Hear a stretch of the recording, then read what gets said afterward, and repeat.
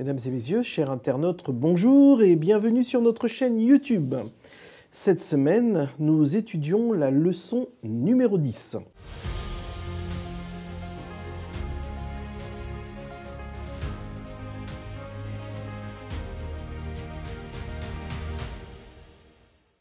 Voilà, pour ce faire, nous avons le plaisir et la joie d'accueillir le pasteur Erwin Kessner. Bonjour. Et le pasteur Emmanuel Zanga. Bonjour. Voilà, c'est une joie d'être ensemble pour partager et étudier la parole de Dieu. Et pour ce faire, nous voulons d'abord inviter notre Dieu et son esprit parmi nous. Et pour ce faire, je vais demander au pasteur Zanga de bien vouloir prier pour nous. Prions le Seigneur. Nous te remercions, notre Dieu, pour l'occasion que tu nous accordes une fois de plus d'étudier ta parole. Permets-nous de dégager la leçon spirituelle nécessaire pour notre développement, pour le développement de notre vie, de ceux qui nous écoutent, de ceux qui suivent ce programme. Au nom de Jésus-Christ. Amen. Amen. Voilà, la leçon a pour titre « Donner en retour ». Et cette semaine, nous passerons en revue les conseils de Dieu concernant nos dernières années. Quelles sont les choses que nous devrions faire ou éviter de faire et quels principes devrions-nous suivre dans ce cas? Alors j'aimerais vous inviter à prendre vos Bibles dans Luc chapitre 12 et nous commencerons avec ce texte. Luc chapitre 12, le verset 16 à 21. Je vais demander au pasteur Kessner de bien vouloir lire pour nous Luc chapitre 12, le verset 16 à 21. Et il leur dit cette parabole. Les terres d'un homme riche avaient beaucoup rapporté. Et il raisonnait en lui-même, disant, « Que ferai-je? Car je n'ai pas de place pour serrer ma récolte. Voici, dit-il, ce que je ferai. J'abattrai mes greniers, j'en bâtirai des plus grands, j'amasserai toute ma récolte et tous mes biens.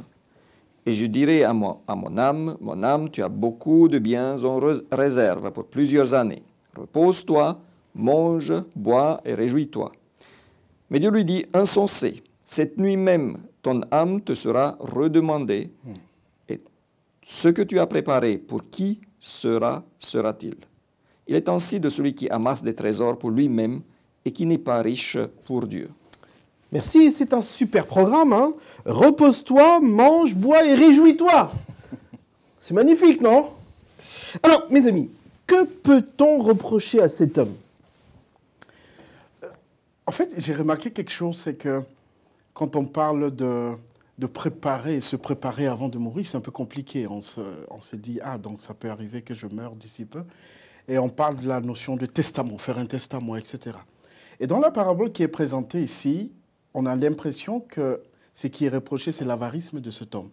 Et l'avarice, pas dans le sens de la définition en français, parce qu'en français, c'est l'effet d'amasser, de s'amasser le trésor, etc. Mais quand on parle un peu en grec, on se rend compte que ce n'est pas que simplement l'effet d'amasser le trésor, mais d'amasser et de garder pour soi-même. Il ne veut pas distribuer. Et je pense que c'est dangereux. C'est bien de travailler, il est bien de travailler, il est bien d'être riche. Mais tant que ça ne profite pas à quelqu'un d'autre, je pense que là, il y a aussi un danger qui se présente. Vous partagez cela? Oui, et je considère que on voit bien sûr l'égoïsme de cet homme qui, tout ce qu'il fait, concentre sur lui-même. Mais comme tu l'as dit, c'est un programme qui n'est pas tellement difficile à trouver. Parce que c'est l'homme qui généralement pense et fait ainsi. Il pense que ce qu'il gagne, ce qu'il a, ce qu'il devrait avoir, c'est pour lui. Et ce qui manque aussi là est la vision d'au-delà. Parce que lui, il se dit, bon, maintenant, j'en ai assez. Il fait un calcul. Il fait un calcul du point de vue financier. Il a assez pour vivre sans aucun souci. Mais il ne prend pas en compte plusieurs choses. Non seulement le fait qu'il devrait aussi penser aux autres, mais il peut y avoir une crise, il peut y avoir une guerre, il peut y avoir une maladie, il peut y avoir énormément, une pandémie, il peut y avoir énormément de choses et tout va partir. Donc, de plusieurs points de vue, cet homme-là est insensé. Alors, on n'est pas à l'abri de cela. Comment pouvons-nous éviter de tomber dans le piège dans lequel est tombé cet homme, concrètement? Premièrement, je pense qu'on doit louer quand même ce qu'il a fait. Il a travaillé, Oui. cet homme. Ah, quand même un point Il y positif. a un point positif. Ok, il a amassé aussi Il des a richesses. amassé des richesses. C'est positif. C'est positif. C'est-à-dire qu'il a Bon. bien géré. Dieu n'est pas contre cela. Voilà, Dieu n'est pas contre cela. Il a amassé, ça veut dire qu'il a bien géré pour arriver à ce qu'il est à présent. Mais il y a deux points. Premièrement, on a l'impression qu'il n'a pas reconnu la grâce de Dieu sur lui. C'est-à-dire que si c'est Dieu qui accorde quelque chose, naturellement, il accorde pas pour nous seuls, pour que nous soyons aussi une bénédiction pour les autres. Ça, c'est le premier point. Le deuxième point, pour éviter de tomber dans son exemple, je pense qu'il est souhaitable de réfléchir autrement. Parce que la définition du bonheur, c'est quand quelque chose qui est à moi peut aussi aider l'autre. Alors, mais oui, mais pourquoi Dieu lui dit insensé? Insensé. Il faut aussi voir une chose. Il était déjà riche. Oui, Cette terre avait apporté beaucoup. oui, Tellement qu'il n'avait plus de place et de quoi faire avec les richesses. oui. Parfois, on s'imagine, mais ce serait tellement mieux d'avoir 1 million d'euros, plusieurs millions, comme les milliardaires. Et on s'imagine ce qu'on pourrait faire avec. Donc, on n'est pas dans le cas de quelqu'un qui, voilà, ça marche longtemps. D'un coup, il a beaucoup plus que ce qu'il a besoin, de beaucoup plus que... Et c'est là où intervient le problème. Donc, ce qu'il dit, je sais ce que je vais faire. Je vais faire en sorte que je puisse tout mettre à l'abri. Oui. Alors que c'était maintenant l'occasion de se dire, mais si j'en ai un surplus tellement élevé, pourquoi est-ce que j'ai le qu'est-ce que je peux faire avec? Et vous savez, on se dit que les gens n'ont jamais assez. Tu es dans un pays pauvre. J'ai vécu dans un pays qui était beaucoup plus pauvre que la France. Et on se dit, moi, si je serais en France, avec un salaire de quelques milliers d'euros, mais ce serait le plus content du monde. Et je vous dis, non. Si tu n'es pas content avec un petit salaire, tu ne vas pas être content avec un grand salaire. Si tu n'es pas content avec peu de choses, tu ne vas pas être content avec beaucoup de choses. Parce que tu veux toujours plus, toujours plus. Regardez Et c'est pour ça les très riches. Voilà. Ils n'ont jamais assez. Ils pensent toujours à investir en avoir toujours plus. C'est pour ça que Dieu dit insensé, alors. On est d'accord. Mais que veut dire être riche pour Dieu? Là, il lui dit, il en est ainsi de celui qui amasse des trésors pour lui-même et qui n'est pas riche pour Dieu. Est-ce que vous pouvez nous en dire plus sur cette notion? Alors, Être la riche définition pour de la richesse, je me dis qu'elle est subjective. On n'a pas la même façon de voir la richesse. C'est lui qui a du mal à joindre la fin du mois et qui se rassure un mois que, voilà, il a son pain, il a tout. Lui s'est dit qu'il est bien, il est heureux. Un petit garçon, je vois souvent des petites images où un petit garçon qui joue sous la pluie, il est riche dans son cœur parce qu'il a ses parents, il a ses... Et celui qui est à côté, qui a tout, il n'est pas riche. La richesse, d'après Dieu, d'après ma compréhension, c'est d'abord savoir gérer ce que le Seigneur nous a donné. Être reconnaissant envers Dieu. La deuxième chose, c'est savoir redonner à Dieu par reconnaissance. Ce qu'on appelle la dîme, les offrandes, etc. Et le troisième point, s'occuper de sa propre famille avec cette richesse, ses proches. Et le quatrième point, partager aussi à ceux qui sont dans le besoin. Tant qu'on arrive à dispatcher notre bien en ces 4 points, moi je pense qu'on est riche. Ok. Moi, je dirais, mais un peu plus court, riche pour Dieu, ça veut dire faire ce que Dieu fait pour les autres, les aimer de plusieurs manières. Et si on est riche, dans ce cadre-là, je peux, avec des biens matériaux, aider les autres. Mais riche pour Dieu, c'est pas seul. Alors, on n'a pas à être riche matériellement pour pouvoir être riche pour Dieu.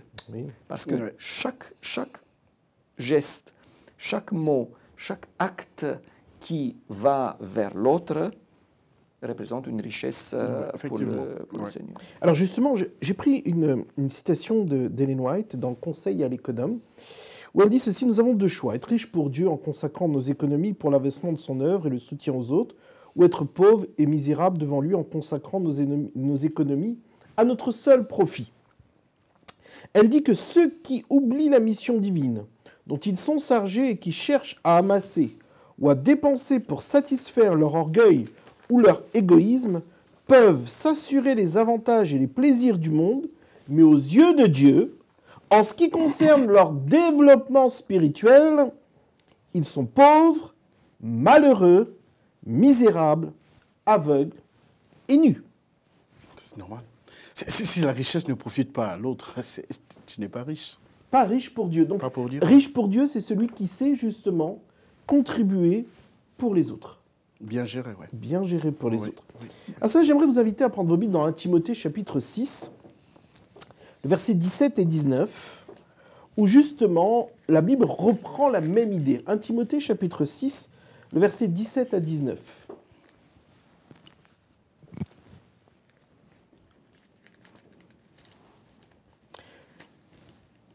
Ouais. Recommande à ceux qui possèdent les richesses de ce monde de ne pas s'enorgueillir. Dis-leur de ne pas mettre leur espérance dans ces richesses si incertaines, mais en Dieu qui nous accorde tout avec abondance pour que nous en jouissions. Recommande-leur de faire le bien, d'être riches en bonnes actions, d'être généreux et prêts à partager avec autrui. Qu'ils s'amassent ainsi un bon et solide trésor pour l'avenir afin d'obtenir la vie véritable. Amen. Amen. On voit très bien que dans ce texte, Dieu n'est pas contre la richesse. Non. Il est contre justement l'état d'esprit de ce qui anime cette richesse. D'accord? Ceux qui sont riches, entre guillemets. Je voudrais que... Oui. J'aimerais ajouter un texte qui me plaît beaucoup, un psaume, le psaume 4, Oui. versets 7 et 8, le verset 7, la deuxième partie. « Fais lever sur nous la lumière de ta face, ô Éternel. Tu mets dans mon cœur plus de joie qu'ils n'ont honte quand abondent leur froment et leur mou. » Tu mets dans mon cœur plus de joie que eux avec leur richesse. Et l'Éternel le dit, d'ailleurs, Jésus le dit, c'est plus de bonheur à Donner. À donner qu'à recevoir. recevoir. recevoir. Donc voilà, finalement, être riche pour Dieu, c'est aussi être riche pour soi-même, parce qu'on est heureux, on va bien, et on n'a pas ces soucis-là, parce que voilà, le pauvre riche là, il avait un souci, il devait mettre quelque part ce qu'il avait, comment faire, comment... Il n'avait pas la paix du cœur. Et pour enchérir sur ce que tu dis, finalement, la richesse, c'est avoir cette quiétude, cette paix du cœur que le Seigneur donne. Et avec cette paix du cœur, on peut utiliser peu importe la petite somme qu'on a pour profiter de nos proches, des amis et aider les autres et ainsi l'œuvre de Dieu sans problème. La Bible est remplie de conseils de gestion. Oui. Et la leçon de cette semaine nous proposait un texte que j'aimerais donc que nous puissions aborder ensemble. Ce texte se trouve dans Proverbes, chapitre 27, à partir du verset 23 à 27. Proverbes 27, le verset 23 à 27. Vous pouvez lire, pasteur? Ok, je fais la lecture. Connais bien chacune de tes brebis, donne tes soins à tes troupeaux, car la richesse ne dure pas toujours, pas plus qu'une couronne de génération en génération. Le foin s'enlève, la verdure paraît, et les herbes des montagnes sont recueillies. Les agneaux sont pour te vêtir, et les boucs pour payer le champ. Le lait des chèvres doit suffire à ta nourriture, à la nourriture de ta maison et à la subsistance de tes servantes. Magnifique texte, vraiment magnifique texte. Le verset nous dit « Connais bien chacune de tes brebis ». Alors comment interprétez-vous cette exhortation pour les chrétiens vivants aujourd'hui?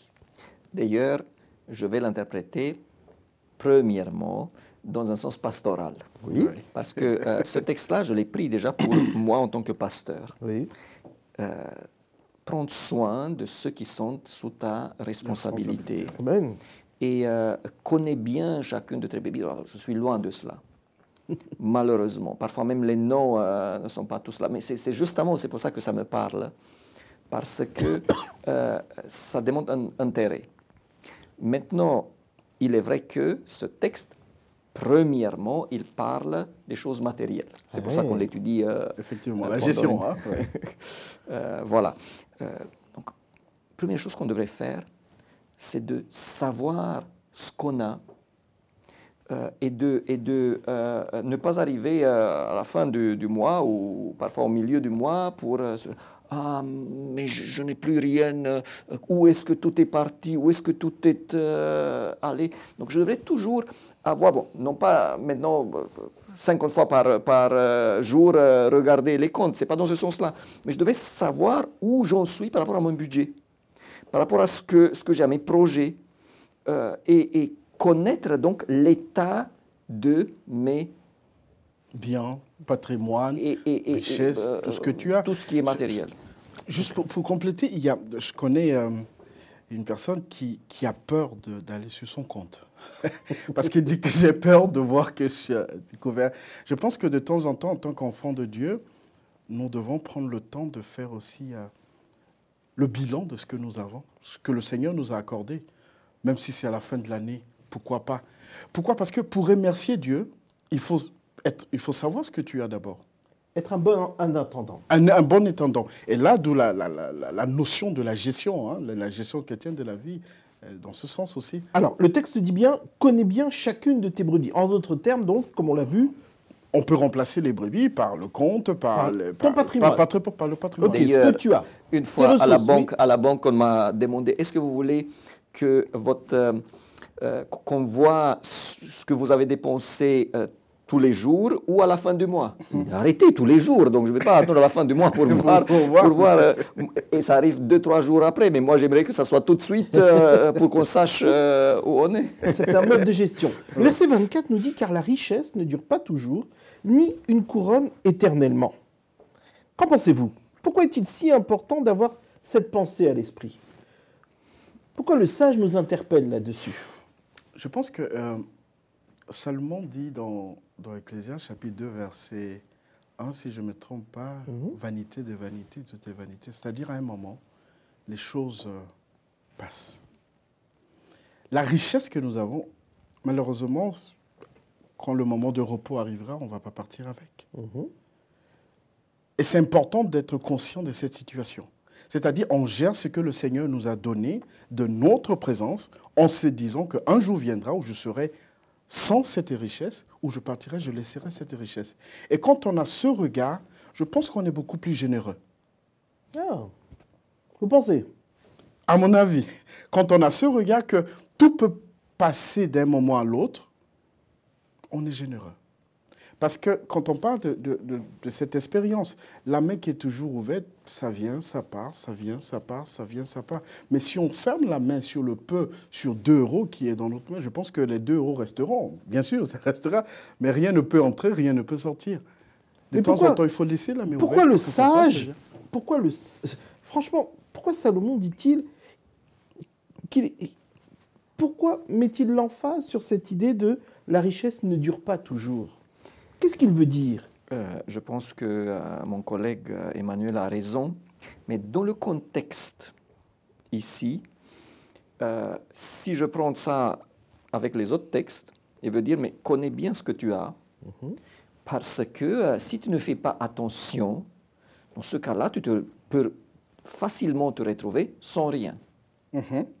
Donc, une fois que je gère les choses d'une certaine manière, là, je peux me débrouiller. Vous voyez, on discute aujourd'hui beaucoup en France de l'inflation, de difficile, tout est compliqué.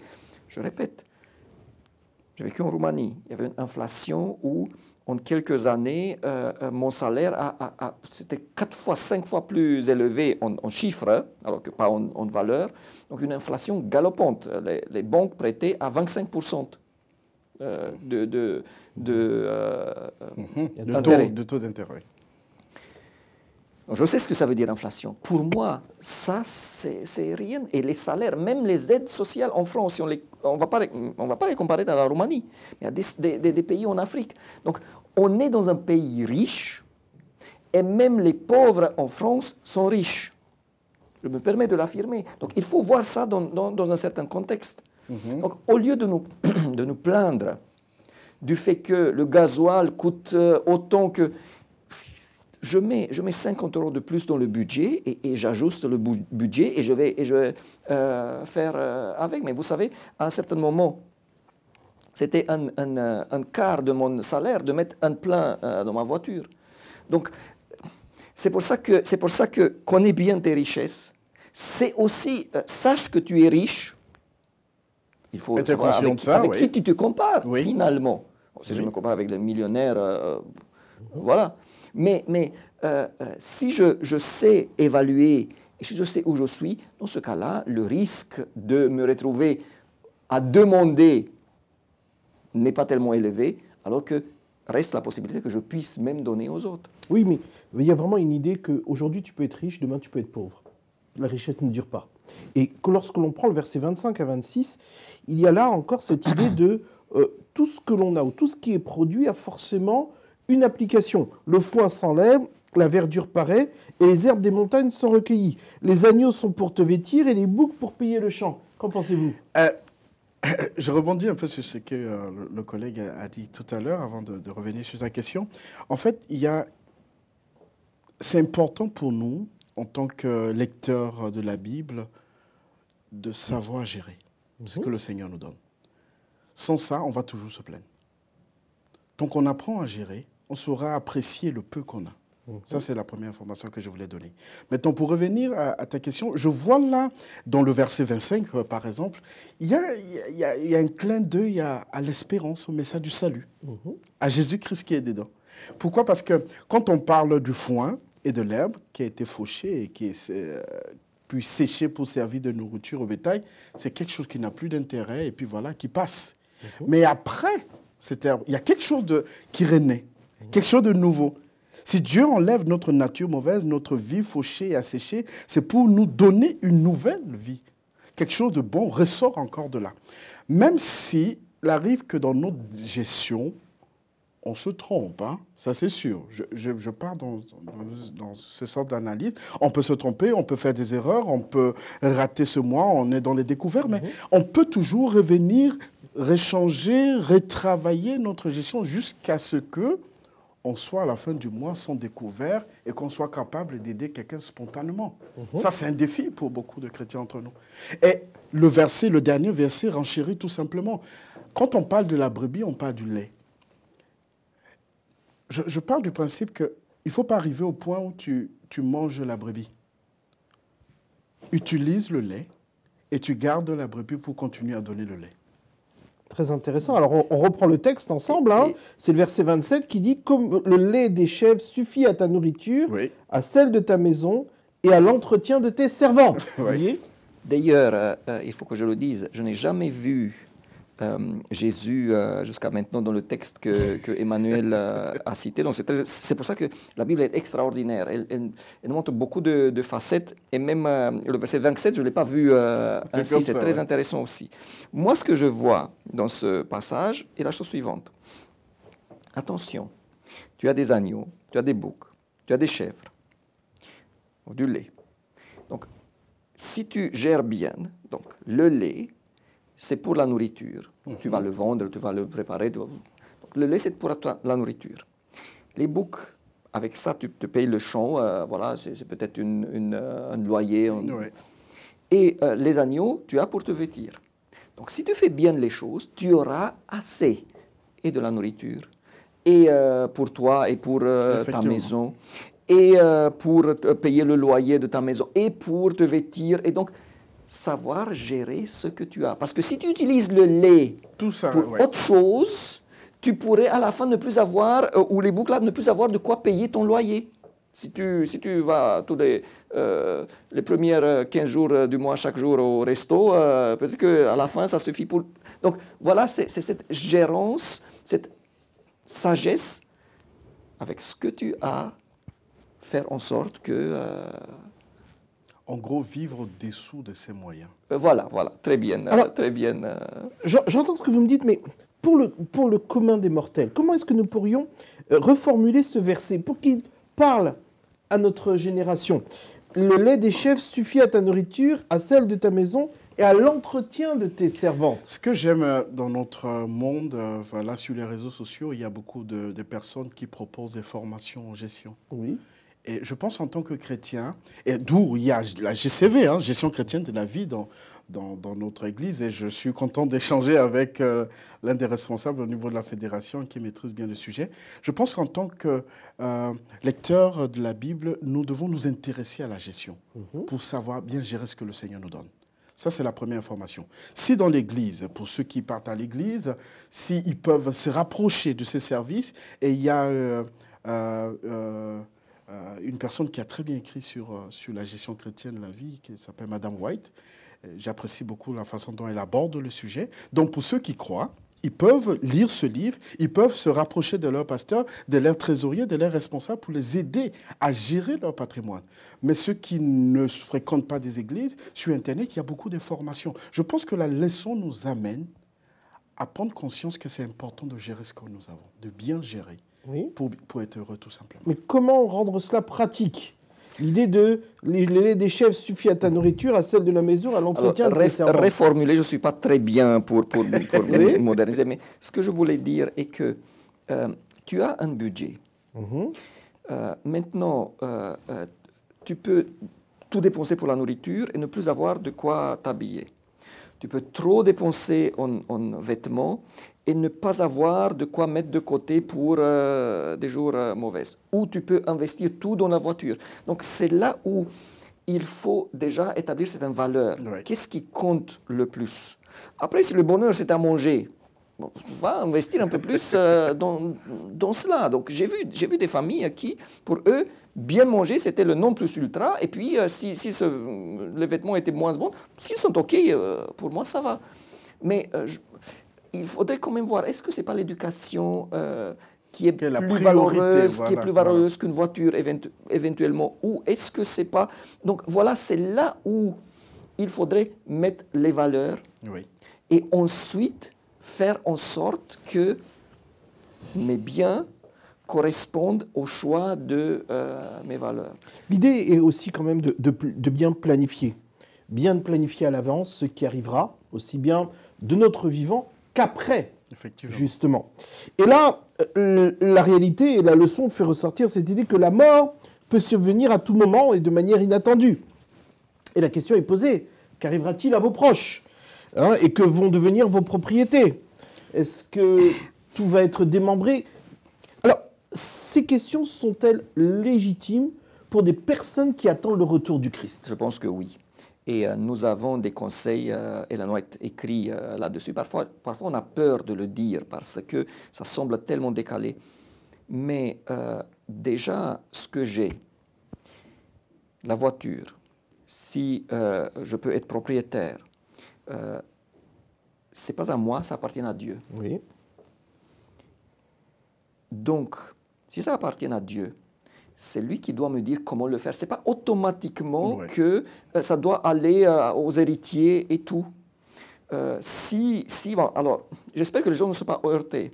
Mais si j'ai des enfants qui ne veulent pas de Dieu et qui gaspillent ce qu'ils ont, je ne vais pas les laisser sans rien.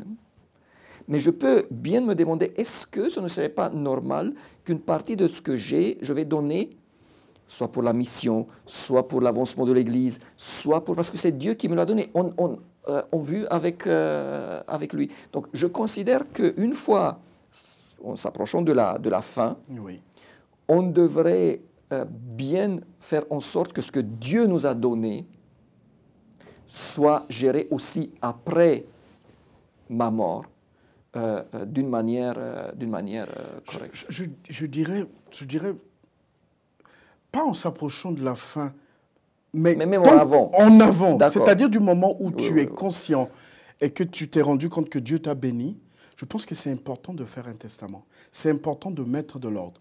Oui, c'est mieux, je me dis que ce serait peut-être mieux de gérer de ton vivant. C'est-à-dire, tu sais comment les choses sont orientées pour la construction d'une église, pour payer l'étude à un enfant, etc.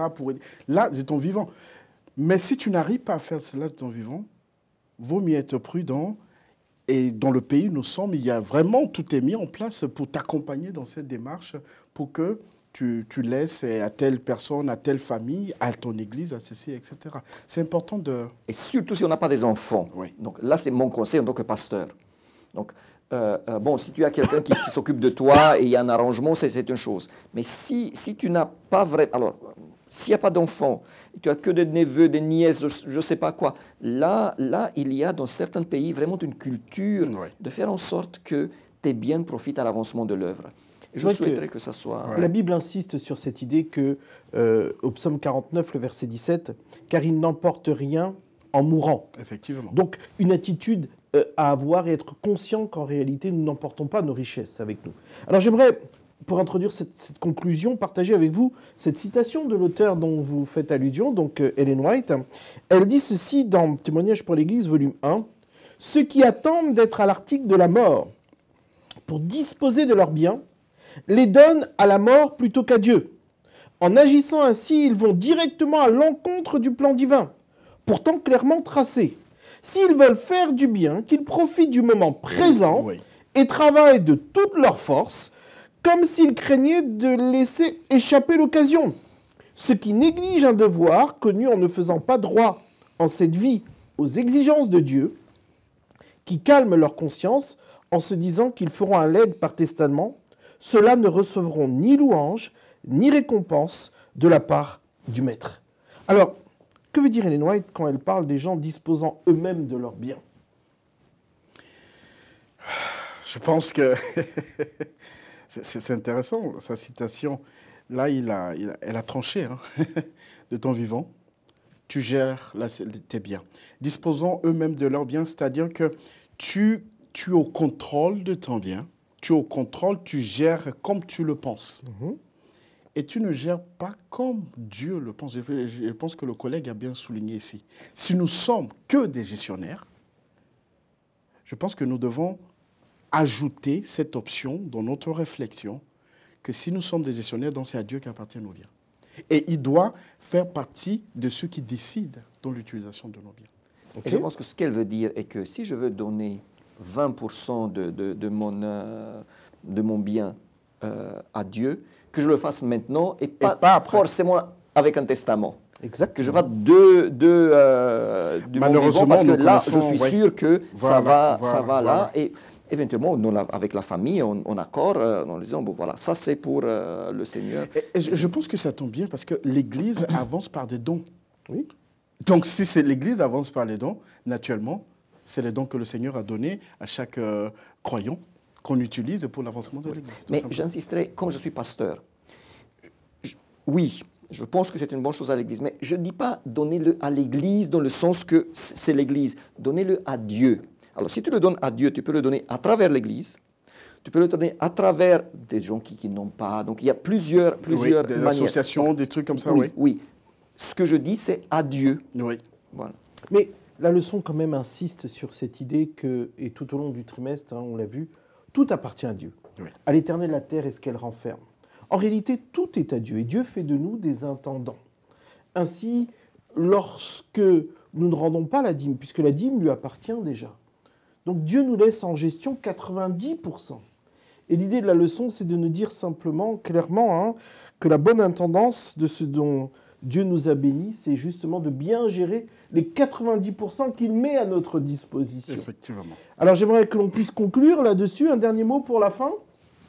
Nous sommes des intendants. Nous sommes des intendants. J'encourage chacune de vraiment comprendre ce que ça veut dire être qu'un gérant. Oui. Parce que si je ne suis pas le propriétaire, déjà je suis béni avec une gérance parfois assez riche. Et jamais oublier qu'un gérant, la différence d'un propriétaire est qu'il doit rendre des comptes à un certain moment. Et que les comptes qu'on aura à rendre, qu'elles soient en bon ordre devant le Seigneur. Amen. Amen. Alors c'est vrai que là, en conclusion, hein, la leçon nous invitait à prendre des dispositions maintenant par rapport à ce dont nous avons été bénis, hein, puisque c'est une bénédiction pour les autres, et pour poursuivre donc l'œuvre de Dieu. De ne pas attendre après notre mort pour que l'on puisse disposer de nos richesses, mais le faire dès maintenant.